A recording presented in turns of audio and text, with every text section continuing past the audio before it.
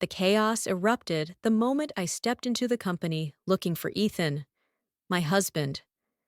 As the elevator door slid open, a wave of pandemonium rushed in, filled with high-pitched shouting mixed with the crash of things breaking, echoing down the hallway.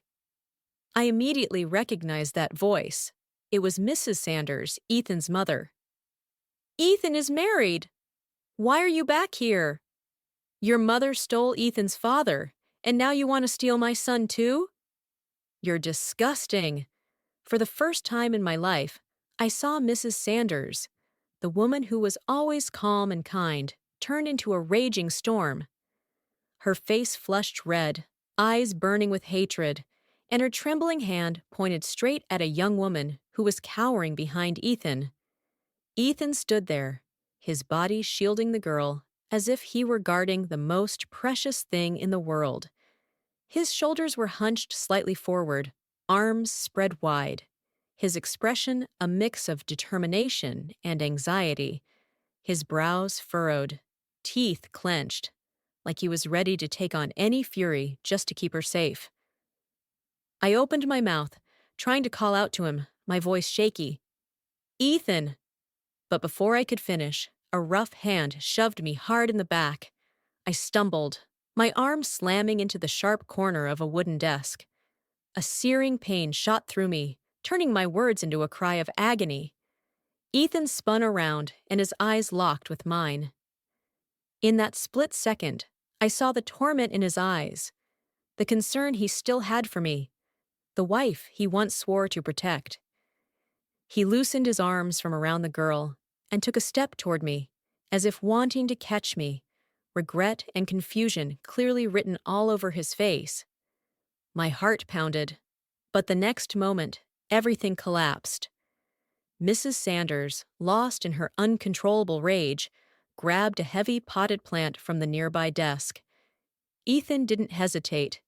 He turned sharply and lunged toward the girl, using his body to shield her completely.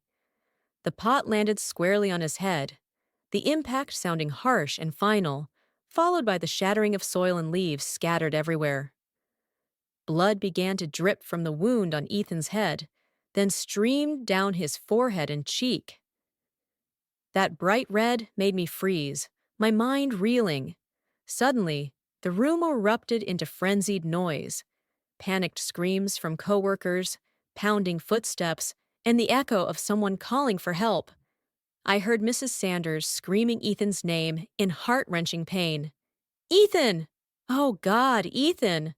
The girl in his arms, her face ghostly pale, whispered through tears. "Are you okay, Ethan?" I'm so sorry." Ethan, though bloodied and swaying, still tried to smile weakly. He sighed, his voice barely a breeze, gentle and full of affection. "As long as you're okay."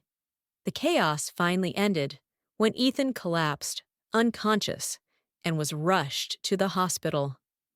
Mrs. Sanders stood beside me, her face now etched with regret and exhaustion, and whispered, "Wait until we're home. I'll explain everything. But right now, go see Ethan at the hospital." It was already pitch dark by then, and the hospital hallway was drowned in cold neon light, filled with the overpowering smell of disinfectant that made it harder to breathe than ever. When I arrived, Jason, Ethan's longtime friend, was standing silently outside the hospital room, his tall frame now looking utterly exhausted. Under the yellowish glow, his face showed clear signs of confusion, and his eyes avoided mine when he saw me. As our eyes met, he opened his mouth as if to say something, lips moving like he was battling himself, but then he shut them tight, swallowed his words, and just let out a soft sigh while lowering his gaze to the polished floor. I couldn't hold it in. I rushed over and grabbed his wrist tightly, my fingers clutching so hard I could feel his pulse beneath his thin skin. Jason stayed still, silently enduring it, his face slightly grimacing in pain. But he didn't pull away, just stood there like a statue, his eyes full of sympathy as he looked at me. The hospital room door was ajar, just enough for the voices inside to slip out, sharp and clear, like blades cutting into my heart. I heard a woman's sweet, playful voice echo from inside. Just try a bite, please? I learned to cook just for you. Her voice was like honey, but to me, it felt like a razor, slicing right into the quiet ache I carried. Ethan replied, his voice hoarse, sighing deeply with fatigue. Vivien, you don't have to. But before he could finish, a tiny sob broke in, fragile like a flower shivering in the wind. I could picture it through the crack in the door. Her sitting by the bed, eyes shimmering with tears, lips tightly pressed together, shoulders trembling. A perfect portrait of weakness that made anyone want to protect her. Ethan said nothing more, just obediently opened his mouth and swallowed each spoonful she fed him. Jason gently tugged at the edge of my sleeve with his other hand. I let go of his wrist and looked down. His skin was reddened, my handprint clearly marked. I'm sorry, I whispered. It's okay, Claire. Jason stammered, his voice soft, hesitant, like he was trying to find the right words that wouldn't hurt me more. I know. I cut him off, my voice icy cold, though inside I was boiling. Of course I knew. I knew she was Vivien, the woman Ethan had shielded with his life, the ghost from the past that had returned to steal away my happiness. Jason paused, looking startled, mouth slightly open, as if to say more, but then the sound from the room grew louder and interrupted everything. Vivien seemed to be crying now, her sobs rising in pitch. You got hurt because of me. Don't I have the right to care about you? Ethan, we're clearly in love with each other. Inside, the soft rustle of fabric could be heard, like Ethan was sitting up, wrapping his arms around her, pulling her close. The room quieted again. Just whispers now, gentle murmurs, shared breaths. Like a private love song, I had no choice but to overhear. Claire, Jason said my name softly again. Don't cry, he whispered, his hand lightly touching my shoulder. When I raised my hand to my cheek, the tears had already fallen, hot and bitter, sliding down my skin. I'm leaving now, I said quietly, then turned and walked away, every step feeling like it dragged a crumbling sky behind me. 3 years ago, I married Ethan in a moment I once believed was the peak of happiness. At the time, I had just returned from studying abroad, carrying dreams of youth, and a heart still racing for the boy I'd secretly loved for 10 years. My parents threw a welcome-back party. Ethan came to pick me up in his silver car, his hands gripping the steering wheel tightly, his eyes showing a flicker of shyness as he saw me step into the car. Inside the cramped space, a soft instrumental track played on the radio, but it couldn't ease the awkwardness between us. 3 years apart had made us both hesitant. I sat in the passenger seat, fingers tightly intertwined, trying to think of something to break the silence. How's work? I asked, my voice trembling slightly. Ethan smiled gently, the corner of his mouth lifting in that same playful way he had as a kid when he used to tease me. It's fine. What about you? Was studying abroad fun? We exchanged small talk like that. When the car stopped, my seatbelt suddenly jammed. I tugged at it awkwardly, my face burning with embarrassment. Ethan laughed, a warm, low sound that made my heart skip. He leaned over, so close I could feel his breath and the faint scent of sandalwood from his shirt brushing against my nose. Let me help, he said softly, his hands skillfully freeing the belt. My body stiffened, heart pounding like it would leap out of my chest. When he looked up, his eyes met mine, deep and warm. Why do we feel like strangers, Claire? He reached out and ruffled my hair, a gentle, familiar gesture. Didn't you say you wanted to marry me when we were little? Ethan's teasing made my face flush. I lowered my head, trying to hide my shy smile, but the surreal feeling clung to me throughout the party. Beneath the glittering lights of the living room, surrounded by a bustling crowd, Ethan approached with a bouquet of blazing red roses, his eyes sparkling like galaxies. In front of both our families, he knelt down, voice trembling but sincere. I've finally waited for you to come back, Claire. I stood there, feeling like I was living in a teenage dream I'd played out in my mind 1,000 times. The overwhelming happiness convincing me I was the luckiest girl in the world. Life after marriage was as sweet as a love song. The nights he stayed up holding me when I was sick. The way he always remembered I liked my coffee, sugarless, but with a touch of cinnamon. I thought, if he treated me this well, I needed to be better to him, to cherish this amazing man.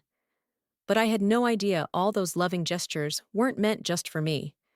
They'd been carefully shaped over time, not because of me, but for someone else. Vivien. If my friend hadn't accidentally come across and shown me that post, I might have been deceived for the rest of my life. An anonymous confession I wish I had never read. The words were like blades, slicing through every illusion I had about my happiness. The writer, who I knew deep down was Ethan, talked about his love for the daughter of my father's mistress, Vivien. He wrote, "I know it's wrong, but I can't control my heart. My mother found out. She didn't approve and even threatened to take her life to force us to break up. I didn't want to hurt my mom, but I didn't want to hurt her either." The comments below poured salt into the wound. "Are you insane?" Your mother must have been heartbroken. When someone asked about Vivien, he replied, "We broke up." But my mom's still worried. She's pressuring me to get married quickly. The neighbor's younger daughter is coming back from studying abroad, and her mom said she really likes me. I felt ice in my chest as I read that. The neighbor's younger daughter. That was me, Claire. Ethan proposed not out of love, but out of pressure from his mother to make her happy. The post ended on July 14th, 2022, my wedding day. While I sat in my room wearing a gorgeous wedding gown, delicately made up, my heart brimming with joy about marrying the man I'd loved for 10 years, Ethan answered one final question. "What about the other girl? Do you still love her?" He wrote, "Yes." From that moment on, every memory of Ethan twisted into something else.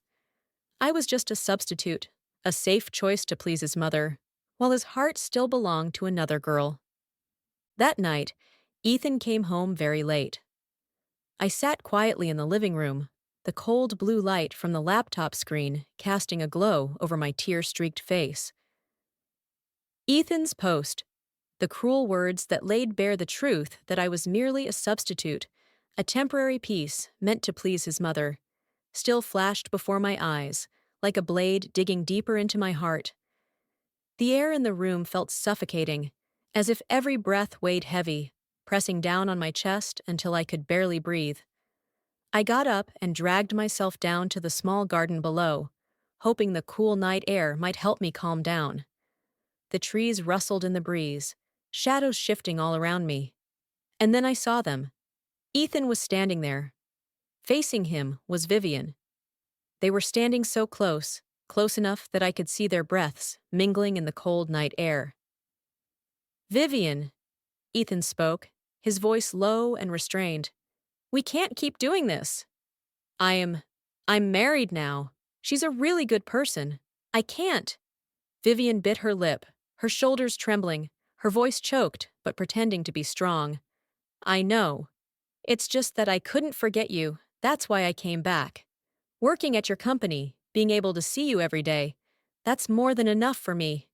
She paused, her voice turning messy, almost a whisper. "Ethan, I'll keep myself in check." The moment Vivien broke into tears, her cheeks wet with falling tears, I saw the pain in Ethan's eyes. His eyes, once bright and warm, now filled with conflict. He didn't even have time to think, but his hand moved instinctively, reaching out to pull her into his arms, holding her tightly like he wanted to soothe both of their pain. That gesture hurt more than anything, because when I cried, he used to hold me like that too, wiping away my tears. The wind howled through the garden, bitterly cold, but I could still hear the sound of my heart shattering, each jagged piece stabbing into my chest. I stood there, hidden in the dark, watching the two of them embrace. That day, I went through a storm of emotions. At first, I wanted to rush over and confront Ethan, to scream out every bit of pain and betrayal I had endured. But then I collapsed, sobbing uncontrollably in the corner of the room. I thought about leaving, letting them have the love they so clearly wanted. But in this world, is there really such a thing as noble self-sacrifice? I couldn't smile and let go when my heart was still bleeding. After leaving the hospital, I didn't return to the house that used to be my home with Ethan. Instead, I drove straight to my parents' place, hoping to find some comfort amid the storm inside me. When my mother opened the door, she paused for a moment, her eyes narrowing as if trying to read the expression on my face. Then she gave me that familiar smile, the one I had seen 1,000 times since I was little. "Why didn't you call, Claire?" she asked, her voice full of warmth. I smiled faintly, trying to keep my voice steady. "I just missed everyone." Mom glanced behind me, as if searching for a familiar figure. "Where's Ethan? Didn't he come with you?" I took a deep breath, trying to keep my voice from trembling. "He's in the hospital." Her eyes widened. Her hand froze mid-wipe on her apron, her voice filled with concern. "The hospital? What happened?" I lowered my head, avoiding her questioning gaze, and answered shortly. "He hit his head. Nothing serious." I left out the part about Mrs. Sanders, the shattered plant pot, Vivien, and the fury that had shattered everything. I didn't want Mom to worry more, nor did I want her to see the cracks in my heart. She frowned, then gave me a playful smile, the kind she always used to lighten the mood. "Why aren't you staying to take care of him? Claire, after all those years of having a crush, you finally got what you wanted." Her words stabbed me right in the chest. I forced a smile, but inside, the memories shattered. "That's not what it is," I thought to myself. This wasn't a dream come true. What I thought was luck was just Ethan settling, because he couldn't marry the woman he loved. Since I was little, I had liked Ethan. My parents were always busy, so when I sat waiting by the door, Ethan, the boy next door with the gentle smile, always showed up like a hero. He held my hand, took me to his house, helped me with homework, or watched cartoons with me on their old TV. One night, a storm raged outside, the sky torn apart by flashing lightning. I'd fallen asleep in Ethan's room, still clutching an unfinished comic book. Thunder woke me from a nightmare, and I cried out, calling for my parents in panic. Ethan ran in from the next room, barefoot, missing one slipper, his face full of concern. "Claire, don't cry," he said gently, holding me until the storm passed and I stopped shaking. But now, I no longer visited Ethan at the hospital. When he called and asked why I hadn't come, I simply replied, "I went home to my parents." His head injury wasn't serious, and just a few days later, he was discharged. Coincidentally, that day was the weekend. Ethan drove to my parents' house. When he saw me, he smiled. That same gentle smile he'd always had. "Claire, you look beautiful today." His compliment, which used to make me blush and slowly build my confidence, now sounded empty. I looked down, avoiding his gaze, my voice cold. "Let's go." Ethan looked surprised. His eyes flickered with confusion, but he quickly composed himself, politely saying goodbye to my parents, with a perfect smile. When we returned home, Mrs. Sanders had resumed her usual gentle demeanor. The outburst at the company now seemed like a distant memory she didn't want to bring up, and I pretended to forget it too. Seeing me, she smiled brightly, holding my hand with maternal warmth. "Claire, I bought you a necklace, and a bracelet too. Come try them on." She led me into the living room, where sparkling jewelry was laid out on the table. "Tonight, the father and son will cook," she said cheerfully. Ethan helped me hang my coat on the rack, smiling softly. "Stay with Mom tonight." I nodded, letting Mrs. Sanders place the jewelry on me, one by one. She couldn't stop praising me. "So perfect, Claire. You look beautiful in everything." But I only forced a smile, feeling like I was playing a role in a script I no longer wanted to be part of. Dinner was served, the table full of delicious dishes, the aroma of roast meat and mashed potatoes filling the air. Everyone chatted happily. Then the moment came. A knock at the door, soft but sharp, cut through the laughter. I stood up before Ethan could and opened the door. And there she was, standing in the dim hallway light, Vivien. She looked like she had rushed over, her forehead glistening with sweat, her hair slightly messy, but her eyes still bright with delicate beauty. As I stood stunned, Ethan stepped up behind me, speaking softly. "Claire?" "Ethan!" Vivien cried out, tears spilling the moment she saw him, streaming down her cheeks. "Where did you go? You got discharged and didn't even tell me. Do you know how worried I was?" Her voice was choked, like a child abandoned. I turned to look at Ethan and saw him trying to maintain his composure, coughing lightly to cover his unease. "Ethan," I said, my voice cold, my eyes locked on him. "Who is she?" Ethan didn't answer, lips pressed tightly together, eyes avoiding mine. Vivien, unwilling to wait, pushed me aside and rushed to his side, her trembling hands grabbing his sleeve. At the dining table, Mrs. Sanders and Mr. Moore also saw Vivien. Mrs. Sanders' face turned pale, eyes wide, her hand gripping the edge of the table. Mr. Moore, sitting beside her, immediately placed a hand on her shoulder as if to steady her. "She's the daughter of a friend of Sanders," he said, his voice low but strained. "She used to be close with Ethan." "Really?" I smiled lightly, but it didn't reach my eyes. Ethan and I had been neighbors for over 10 years, growing up together, sharing rainy afternoons and stormy nights. "So, how come I've never met her?" I asked, my tone calm but sharp as a blade.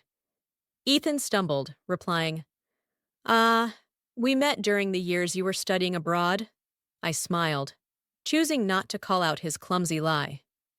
"Since she's here, let her join us," Mr. Moore said, quickly adding a plate and chair for Vivien.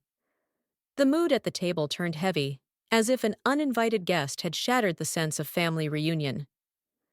Vivien sat next to Ethan, her eyes lighting up every time she looked at him, as if the world had shrunk down to just the two of them. She kept placing food in Ethan's bowl, every gesture so familiar it made my heart ache.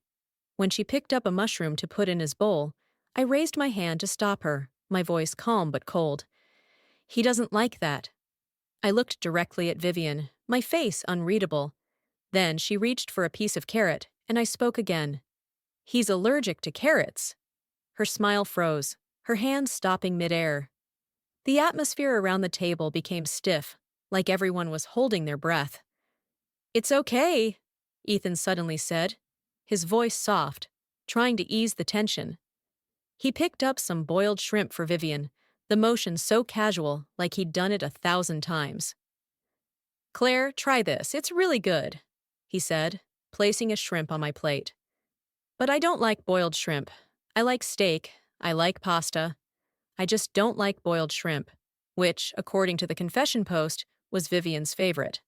I watched her dip it in sauce and take a bite, her face glowing with happiness, and suddenly I realized, the one who is loved always carries an unshakable confidence. Vivien had that confidence because of Ethan's love, and I used to have mine because I thought he loved me. But now the food in my mouth was hard to swallow, stuck in my throat. I looked at the dishes on the table but didn't feel hungry anymore. Setting my plate down, I stood up and said calmly, "Sorry, I've got something else tonight." "I'll be leaving now." Ethan looked up, a flicker of worry in his eyes. "Where are you going? Do you want me to drive you?" I looked at him, but caught sight of Vivien's hand slowly resting on his under the table. A silent declaration. "No need," I said, and walked away without looking back. After leaving that suffocating dinner, I called Ryan James, my close friend from college, and asked him to meet me at a small bar on the corner. The neon lights flickered, low music played in the background, mingling with the strong scent of alcohol and cigarette smoke. I sat down and ordered drink after drink, letting the burn of the liquor scorch the pain that was screaming inside me. Halfway through, my eyes had already grown blurry, my head spinning, but I kept pouring more into my mouth, as if that was the only way I could momentarily forget the cruel truths. Ryan rested his chin on his hand, sharp eyes watching me, his voice low but full of concern. "What's going on, Claire?" I stayed silent, fingers tightly wrapped around the cold glass, answering only with a long sip, the bitterness of the alcohol spreading through my throat. Ryan didn't take his eyes off me, but he didn't press, just quietly raised his own glass to drink with me. "Work's good, you're beautiful, and your husband is someone you've loved for years," he said, half teasing, half meaningful. "Claire, with all that, what could possibly be bothering you?" I wanted to scream, to spill everything, about Vivien, about Ethan's betrayal, but the words got stuck in my throat.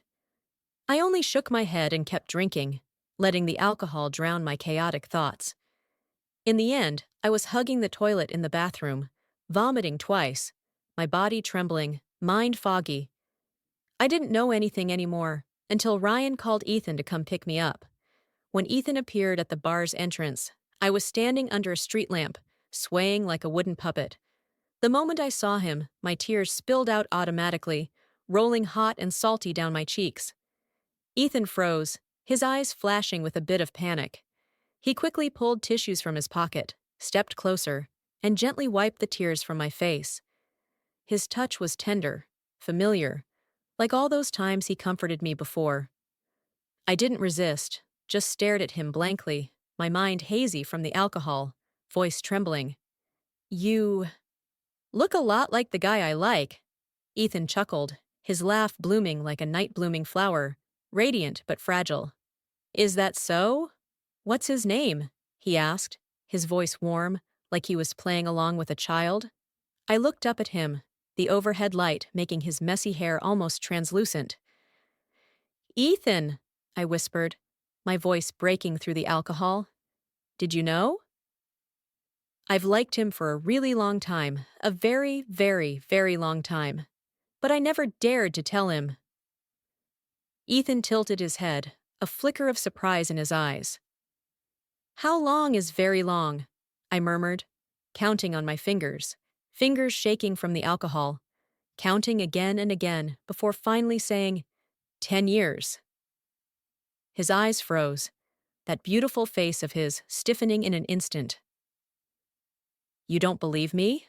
I asked, my voice suddenly rising, laced with the frustration of a drunk. I clumsily unlocked my phone, mistyping the passcode several times, before finally opening a private album, the one that held all the memories I'd hidden for years. I pointed at a photo, my voice choked. "Here, look at this one." I found it on the school's website. In the photo, Ethan was racing toward the finish line during a long-distance run, sweat glistening on his forehead, his smile radiant. I zoomed in, pointing to a small corner where I was squeezed by the crowd. He was running. I wanted to cheer him on, but there were too many people. I couldn't get through. I laughed, but it was bitter. Luckily, I found this picture on the school's site later.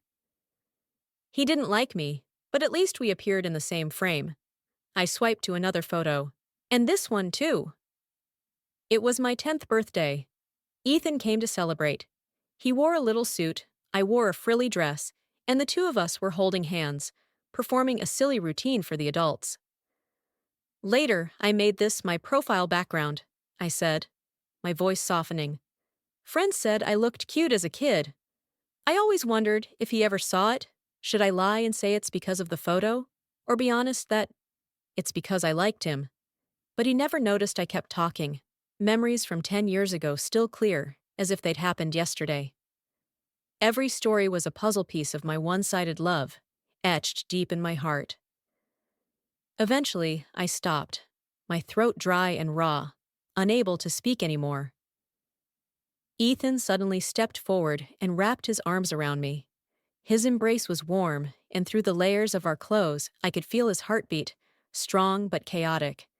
He held me tightly, his hands slightly trembling, his whisper by my ear damp with emotion. "I love you, Claire." "I really love you." I stood in his arms, my tears dried, the cold wind slowly sobering me up. I looked up at the bright white light above, my heart heavy. After a long silence, I finally murmured, "You're a liar, Ethan." The next morning, I woke up with a headache that felt like someone hammering my temples. Ethan appeared at the bedroom door, tidy in a crisp white shirt, his voice gentle. "Claire, I made breakfast for you." I rubbed my temples, didn't reply, just quietly washed my face and sat down at the table. Breakfast had been carefully prepared: toast, sunny-side-up eggs, and a steaming bowl of soup. Ethan came down from upstairs holding a dark blue tie, smiling at me. "Claire." I froze for a second, then took the tie and started knotting it like I used to in the early days of our marriage. My hands moved slowly, automatically, out of habit. Ethan took the opportunity to lean down and kiss my forehead, whispering, "Wait for me to come back." And before I could react, Ethan had already stepped out of the house. Not long after, my phone buzzed. A strange number lit up on the screen. I hesitated, my finger hovering over the answer button, heart filled with suspicion, but I still picked up. The voice on the other end was soft, but painfully familiar. "Vivien." "Claire, can we meet?" she asked, her voice calm but tinged with urgency, like she was afraid I'd say no. I agreed, even though in my head I had already imagined 1,000 scenarios: cold words, arrogant demands, or maybe even the smugness of someone who knows she's the one being loved. I thought she would say, like in some cliché novel, "He only loves me," or demand that I step aside. But no, none of it went the way I expected. I arrived at the small cafe Vivien had chosen, tucked on a quiet street corner where soft yellow lights glowed from hanging lanterns. She was already there, sitting by the window, sunlight filtering through the glass onto her face, highlighting her smooth, pale skin and glistening eyes. She wore a simple white dress, her hair loose, looking as fragile as a flower about to break. When she saw me, she stood up and offered a faint smile, but it didn't reach her eyes. "Hello, Claire," she said softly, almost shyly, then gestured for me to sit. I sat across from her, my hands tightly clasped on the table, trying to appear composed. Vivien began speaking, her voice steady but filled with emotion, like she was opening an old diary. "Ethan and I were together for 2 years," she said, her gaze drifting out the window, as if looking back into a distant past. "He always treated me so well." Honestly, I always knew who he really was. When I was little, I envied Ethan. He had a happy family. Both his parents loved him. My mother. She paused, her fingers twisting the edge of the napkin unconsciously.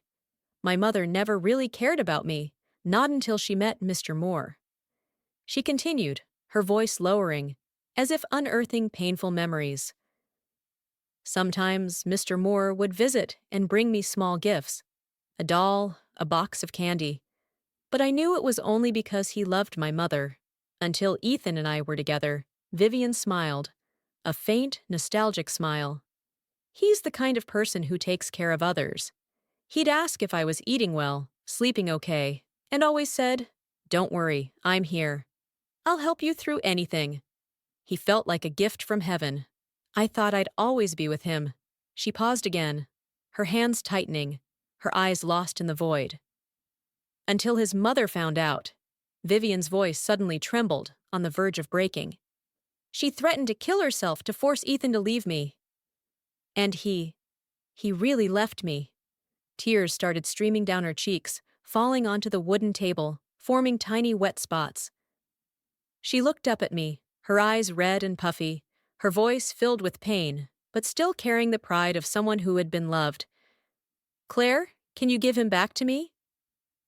"Please, I really love him." "I really do." Sat there in silence, my hand unconsciously resting on my chest, the place that used to ache every time I thought of Ethan and Vivien. But strangely, this time, the pain wasn't there. I looked at her tear-streaked face, damp eyelashes, but that fragility no longer stirred any pity in me. "Why don't you say that to Ethan?" I asked, my voice calm, almost cold. Tell him to divorce me. Ask him to be with you, Vivien froze, the tears still clinging to her lashes, sparkling like dewdrops. She pressed her lips together, as if my question had struck a nerve. I don't want to pressure him, she replied, her voice growing quieter, the confidence fading. I chuckled, a light but icy laugh, and stared her straight in the eyes. Do you really love Ethan? Of course, Vivien replied instantly, her voice firm, but her eyes flickered with panic. I tilted my head, still smiling. Then tell me, what's Ethan's favorite food? A simple question, but it froze her. Her mouth opened, then closed again, no answer coming out. Her hands crumpled the napkin into a wrinkled mess, her expression shifting from embarrassment to frustration. If she really loved him that much, why didn't she know something that basic? And if Ethan loved her so deeply, why was he still hesitating, unable to make a clear choice? I laughed again. This time, it was a laugh of relief, almost like release. Vivien's face burned with shame and anger. The softness was gone, replaced by the pride of someone who had just been wounded. Claire, she said, her voice rising, with a hint of challenge, if that's how you want it, don't blame me. He won't ever forget me? I didn't reply. I simply stood up, leaving my untouched coffee on the table. As I stepped out of the cafe, the afternoon sun warmed my shoulders, but it didn't soothe the storm inside. Vivien could be confident in her version of love, but I knew that love was just an illusion, just like the love I once thought Ethan had for me. I didn't need to fight, didn't need to cling to a man who had chosen to lie to me. I would keep moving forward, not because of Vivien, but because of myself, for Claire, the woman who is learning to love herself more than anyone else ever could. Not long after he left the house, a call from an unknown number came through. I answered. The voice on the other end was unmistakably familiar. It was Vivien. She asked to meet. I agreed. On the way there, I'd already imagined 1,000 different scenarios. Sharp words, arrogant demands, or the smugness of someone who knows she's the one being loved. I thought she would say, like in some cliché novel, he only loves me, or ask me to back off. But no, none of it played out the way I thought. I arrived at the small cafe Vivien had chosen, tucked away on a quiet corner. She was already there, sitting by the window, sunlight pouring through the glass onto her face, highlighting her pale skin and glittering eyes. She wore a simple white dress, her hair down, looking as delicate as a flower about to shatter. When she saw me, she stood up and offered a faint smile, but it didn't reach her eyes. Hi, Claire, she said softly, almost shyly, then gestured for me to sit. I sat across from her, my fingers laced tightly on the table, trying to appear calm. Vivien began speaking, her voice steady but emotional, like she was flipping through the pages of an old diary. Ethan and I were together for 2 years, she said, her gaze drifting toward the window, as if staring into a distant past. He always treated me kindly. The truth is, I always knew who he was. When I was little, I was jealous of Ethan. He had a happy family. Both of his parents loved him. But my mom, she paused, her fingers unconsciously twisting the edge of the napkin on the table. My mom never really cared about me, not until she met Mr. Moore. She continued, her voice growing softer, as if she were unearthing painful memories. Sometimes Mr. Moore would visit and bring me little gifts, a doll, a box of candy, but I knew it was only because he loved my mother. Until Ethan and I got together, Vivien smiled, a weak but nostalgic smile. He's the kind of person who takes care of others. He always said, "It's okay, I'm here. I'll help you through everything." He felt like a gift from God. I thought I'd be with him forever. She paused, her hands clenching tighter, eyes lost in the distance. Until his mother found out. Vivien's voice suddenly grew unsteady, trembling like it was about to crack. She forced Ethan to leave me. And he really did leave.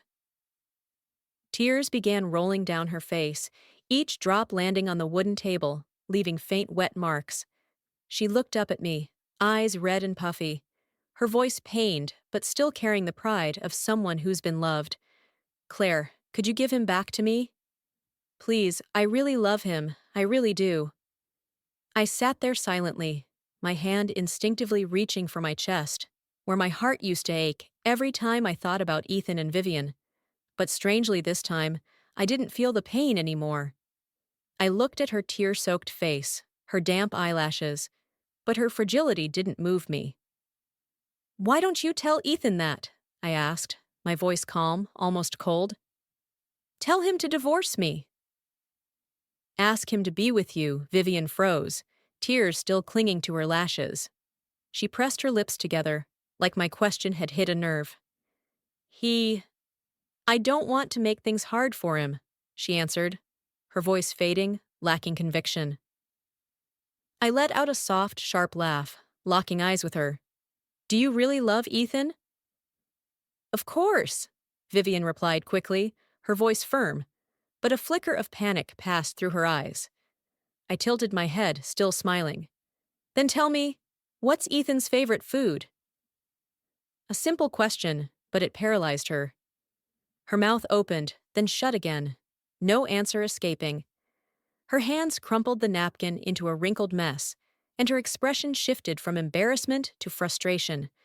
If she really loved him that much, why didn't she know something that basic? And if Ethan loved her that deeply, why was he still hesitating, unable to choose a clear path? I smiled. This time, a relaxed, almost freeing smile.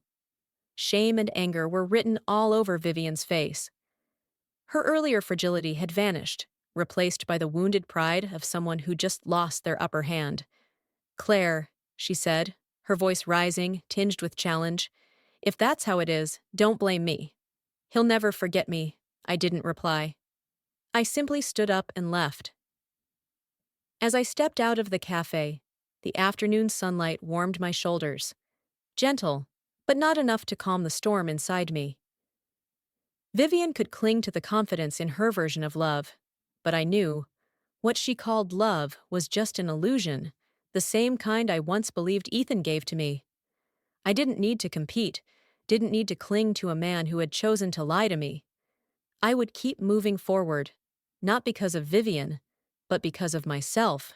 After work, Ethan came home late, his heavy footsteps echoing through the dark hallway. A faint scent of perfume clung to his shirt, sweet but sharp, the same scent I once smelled on Vivien. I curled up on the sofa, hugging a pillow tightly, my eyes fixed on the TV screen. The scene showed the female lead standing in front of the male lead, her voice trembling as she asked, "Do you love me?" The man took a step back, his eyes avoiding hers. I glanced at Ethan. He had just taken off his shoes and was walking toward me, about to wrap his arms around me like he always did. But I pulled away, my body stiff, my eyes cold as they brushed past him. He froze, eyes dropping slightly, as if he wanted to say something but couldn't find the words. "Ethan," I said, my voice serious, like I was pulling us both back to a time when everything was still simple. "I used to believe, if I ever got married, it had to be with someone I truly loved." Ethan smiled, a gentle but forced smile. He bent down and suddenly scooped me up from the sofa, his arms strong yet careful, like he was afraid of hurting me. He looked up at me, his gaze reverent. "Claire," he said, his voice warm and low, "I already married the woman I love." I looked down, said nothing, my heart tightening like it was being squeezed by an invisible hand. Vivien never truly left our lives, no matter how much Ethan tried to keep up appearances. She only grew bolder. One night, Ethan's phone rang in the middle of the night, the sharp sound slicing through my half-asleep dreams. I opened my eyes to see him hurriedly getting dressed, movements rushed, but deliberately quiet. When he realized I was awake, a flicker of guilt crossed his face. "Sorry, Claire, Did I wake you? Something urgent came up. You go back to sleep, I nodded, lying still as I watched him disappear behind the door. The downstairs door slammed shut, but I had heard it. Vivian's soft, helpless voice echoed through the speaker just before Ethan could turn it off. Mo, I'm so scared. Someone was knocking on my window. Can you come? I'm all alone. I'm really scared someone wants to hurt me. Her voice trembled like a child pleading for help, but I knew real children would call the police if they were in danger. Vivien called another woman's husband. I lay there, eyes wide open in the dark, all sleep gone. The forecast said it would snow today, the first snowfall of the season, and I had made dinner plans with Ethan, hoping one peaceful moment might save what was left. But when I stopped by his office at lunch, he looked uncomfortable, eyes shifting. Claire, he said hesitantly, I have a meeting with a client tonight. I might not make it. I nodded, voice cool. It's fine. Ethan smiled, but I caught the look of relief that flashed across his face, like a weight had just been lifted. I'll come pick you up later. Where are you guys going? I gave him the address, then turned away, not wanting to look into his eyes anymore. I went to the restaurant in the city square, with its large glass windows overlooking the street. Piano music floated through the lobby, gentle as flowing water, blending with the soft golden light.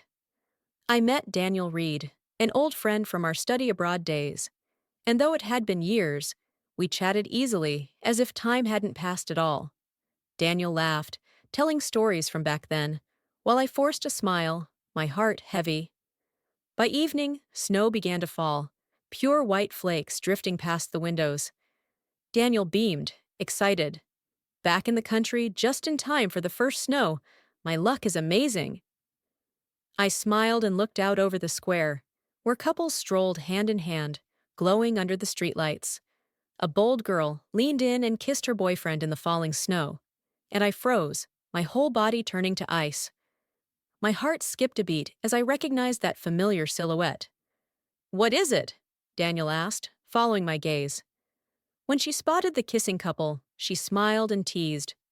They say couples who kiss during the first snowfall will stay happy forever. Claire, are you thinking of your husband? It's sweet you came out tonight, even though it's so romantic. I didn't answer, still staring at the couple. They pulled apart, then walked away arm in arm through the snow, like something out of a painting. A long time passed before I spoke, my voice hoarse. That's my husband. Daniel froze, the smile freezing on her face, but I didn't explain further. I simply called for the check. While I was on a business trip, my phone filled with missed calls and unread messages from Ethan. Judging by the time, it was early morning back home. In the past, he would panic when he couldn't reach me, calling nonstop until I answered. But this time, I didn't feel like replying. After parting ways with Daniel and urgently requesting the trip, I had practically run away. No suitcase, no real planning, just the desperate need to get away. 10 days, maybe half a month, I wouldn't be back. I finally replied to Ethan's text. I'm on a work trip. He responded immediately. Good. Come back soon. But Vivien was quicker than I expected. The next day, she sent me a photo, wrapped in a towel, standing in the mirror of my bathroom, a confident smile on her face. I saved the image quickly before she could unsend it. It came with a caption, Don't waste your energy. I'm never going to ask for a divorce. I stared at the photo. My heart was ice, but it didn't hurt anymore. Vivien could be confident, but I was no longer the woman who would fall apart from her provocations. More than 2 weeks later, when the project ended, I flew home. Ethan came to the airport, still handsome, still smiling gently, but between us was a wall, thick and invisible. On the way home, he talked nonstop, trying to fill the silence. But I barely replied, my eyes on my phone, replying to colleagues' messages. Claire, he said hesitantly, is something going on with you lately? I was just about to respond when his phone rang, loud and shrill. Maybe he had accidentally left it on speaker, because Vivian's voice burst into the small car space, slightly drunk, clinging, and sweet. Ethan, I'm at the bar, maybe drank too much. Can you come get me? Some guy keeps staring at me. I looked up and met Ethan's eyes in the rearview mirror. His face was tense, lips pressed tight, clearly trying to come up with something. I'm sorry, he started. But I cut in, my voice calm but cold. Go. Ethan tried to explain. Claire? She's just. I met his eyes and said flatly, I know. She's the daughter of your mother's friend. I opened the door and stepped out. I have to stop by the office. Go pick her up. Ethan came home faster than I expected, but by then I had already moved all my things from the master bedroom to the guest room. Claire, I dropped her off and came right back. What are you doing? He asked, panicked. I placed the last item down and looked at him, my voice flat. Sleeping separately. I've been having trouble sleeping. From now on, let's sleep apart. Ethan stood there, eyes full of confusion, but I turned around, walked into the guest room, and shut the door behind me. In the days that followed, I became increasingly buried in work, always coming home late. Ethan would wait for me, the lights in the house staying on until I walked through the door. As soon as I came in, he would ask, Do you want a late-night snack? I shook my head and walked straight past him into the room, not making small talk. I could feel Ethan's gaze on my back, filled with confusion and frustration. But I didn't want to spend even an ounce of energy thinking about him and Vivien anymore. That situation dragged on, a heavy silence blanketing the house that used to be a home, until one night, Ethan and I attended a company party where sparkling lights and laughter echoed among sharp suits and elegant gowns. I held onto his arm, smiled perfectly, and walked through the crowd, my eyes brushing over handshakes and polite greetings. Thanks to Ethan, I was introduced to some potential clients who nodded approvingly as he said, This is my wife, Claire. They smiled, said we were a great match, and I leaned lightly on his shoulder, offering a bashful smile. You two look so happy, one guest said, raising a glass of wine. I just smiled. When the party ended, the moment we stepped outside, I let go of Ethan's arm. His face showed a flicker of confusion, his arm still frozen in the position where I had just been holding him. He stood there looking at me, Claire, but fell silent when he saw my calm, cold expression. I leaned wearily against the rear car window. Ethan sat in the front, his hands gripping the steering wheel, voice low. Why, don't you sit in the passenger seat anymore? I rubbed my temple and replied vaguely, I just don't want to. The rest of the ride was silent, just the steady hum of the engine and the wind outside. When we got home, I changed my shoes and was about to head to my room when Ethan's voice called out, filled with anguish. Claire, has your insomnia gotten any better? I didn't turn around and simply said, No, but suddenly my wrist was gripped tightly. Ethan held on hard, his fingers trembling with pressure. Claire! Tell me, what's going on? Why did you suddenly start sleeping in a separate room? Why are you coming home later and later? Why do we act close outside, but you won't even speak to me at home? Why? I looked into his eyes, once so bright, now full of pain and confusion. Let go of me first, I said calmly. Ethan let go. A large red mark bloomed on my wrist. I rubbed it. The pain eased a little. Don't you have anything you want to admit? Ethan froze. His mouth opened slightly, but no words came out. Like, I continued, voice flat but razor sharp. Kissing someone you like on the first snowfall means you'll be happy forever? Ethan's face immediately turned pale, his back slowly slumping. After a long moment, he finally spoke softly. You saw everything? I smiled, but that smile stung more than tears. Vivien picked the most visible spot, I said, voice laced with sarcasm. I think it would have been hard not to see. I paused, looking straight into his eyes. Ethan, that night when I was drunk, I told you I'd liked you for 10 years. In the end, you held me and said you loved me. And 2 years ago, when you wrote in that post that you loved Vivien, did those two moments feel the same to you? No, they didn't. Ethan cut in, his voice urgent, like he was clinging to one last chance to explain. I was just. But I didn't let him finish. I gave a faint smile, turned around, and closed the bedroom door behind me. I didn't hear anything else he said. I stopped needing an answer a long time ago. I never asked Ethan for a divorce. He became increasingly attentive to me, more affectionate than ever. Before work, he would make breakfast. After work, he'd come pick me up, buy flowers, bring me expensive and thoughtful gifts he knew I liked. Colleagues at the office would often tease, Claire, your husband loves you so much. What's your secret? I would just smile.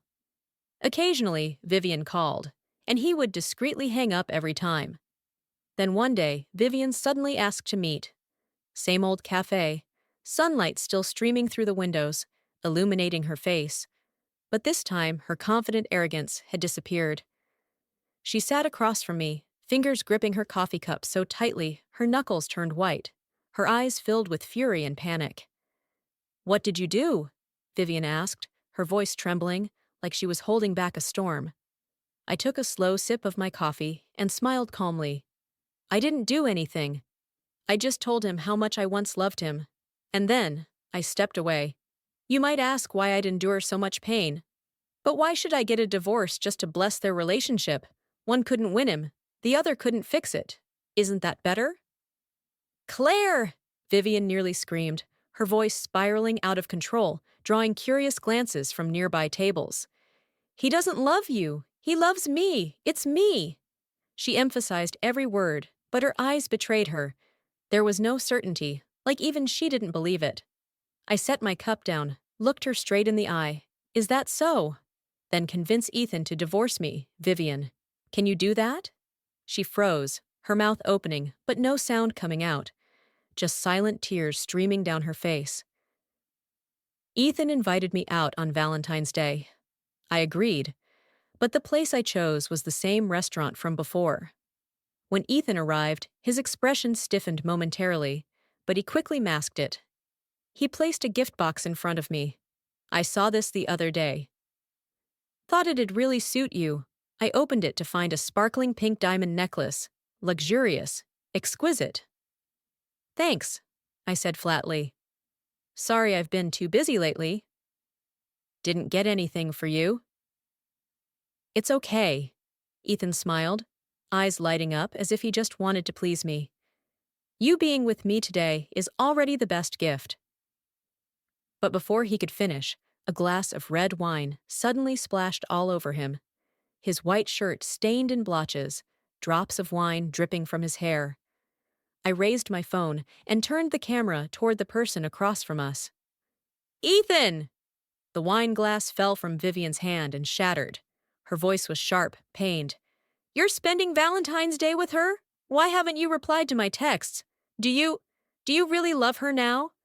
Ethan didn't answer.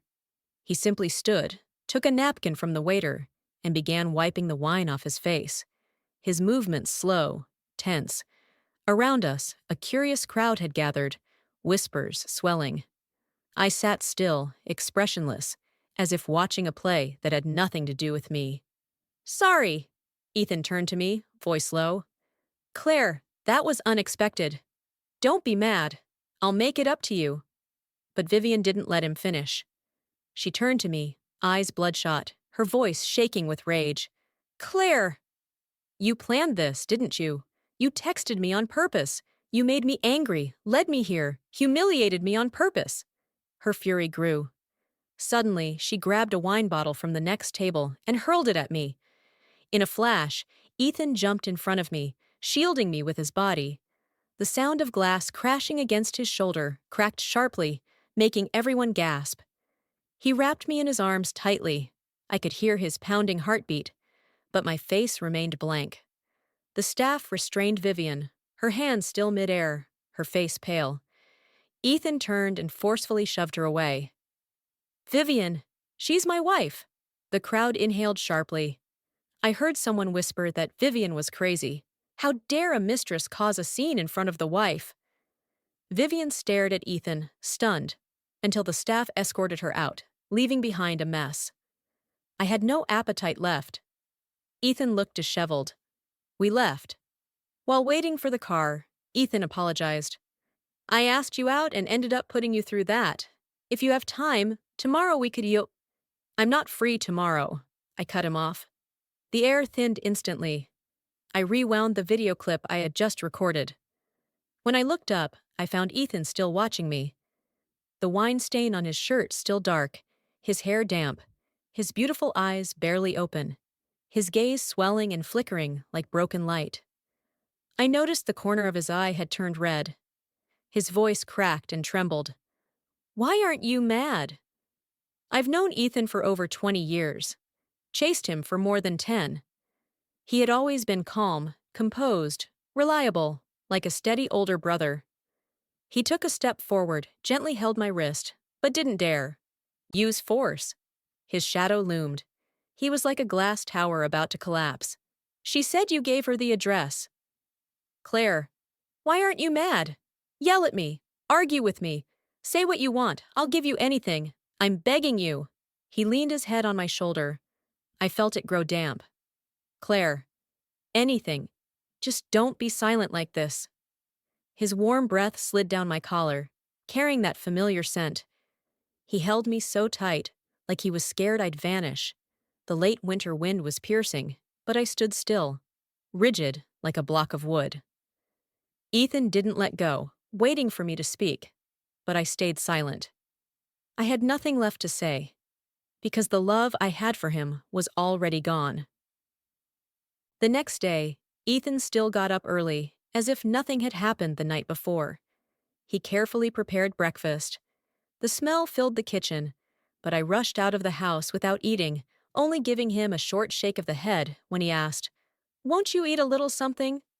When I got to the office, a breakfast delivery arrived. A cute paper box with the logo of my favorite restaurant. A coworker walked in, her eyes lighting up when she saw the box. "Claire, smells amazing!" I smiled and slid the box toward her. She squealed, thanking me nonstop. But as she stepped closer, she noticed a small note stuck to the box. Ethan's handwriting, neat and gentle. "Claire, make sure you eat well. Don't go hungry." She opened her mouth to say something, but I quickly tore the note, crumpled it, and threw it into the trash. She stayed quiet, sat down, and ate silently, her eyes a little curious, but too cautious to ask. After work, Ethan was already waiting at the company gate, his sleek black car parked right at the entrance, catching a few admiring glances from colleagues. I said goodbye to them one by one, then got into the back seat of the car. Ethan turned around and handed me a warm bottle of ginger tea. "You sounded like you were coughing last night." I took it and set it carelessly by the car door. "Thanks." We acted like nothing ever happened, keeping a peaceful surface, until we got home. When we arrived, I got out and headed straight to the front door without waiting for Ethan. He didn't follow immediately. Only when I was at the door did I hear his slow footsteps behind me, holding the thermal mug I'd left in the car. "Sorry," I said coldly. "I forgot." Ethan didn't answer, just stood at the bottom of the steps, looking up at me. The hallway light shone behind him, casting shadows over his face, hiding his expression. After a long pause, he finally spoke, his voice hoarse. "Claire, you haven't asked for a divorce. Does that mean you still love me? Is that it?" I looked away, stared into space, a faint, bitter smile on my lips. "You're wrong," I replied, my voice soft but icy. "Why does he keep asking? Why does he keep pushing me to say that my love for him died the day I read that post? Grown-ups know each other's hearts, but still wear the mask of appearances, so why does he insist on ripping it off?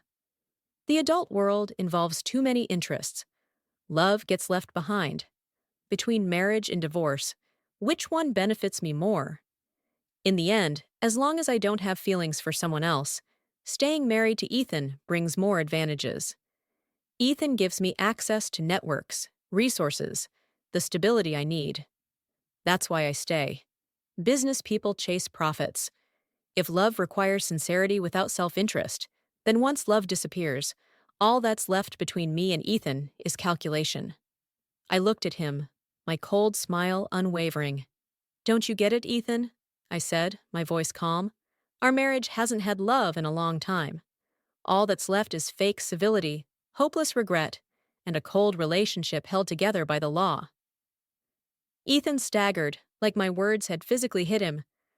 I thought he'd lash out, yell. But no. He took a deep breath, swallowed his emotions, his voice as light as a butterfly's wings, so fragile it hurt. It's okay. Claire, you haven't asked for a divorce. Not yet. I cut him off, crushing the glimmer in his eyes. But if I meet someone who makes my heart race, that might change. Ethan collapsed in that moment. No, he shouted, voice cracking. You can't do this, Claire. I love you.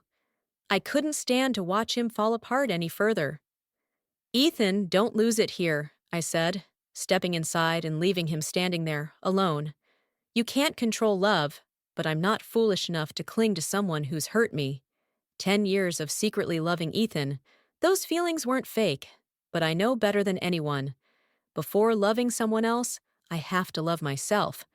If I'd loved him so much, I lost all reason. I wouldn't have chosen my career, wouldn't have calmly watched him hold and kiss another woman, wouldn't have become the Claire I am today. Love can be hard, but I've always had the courage to love again, and the determination to never look back, because I have always loved myself the most.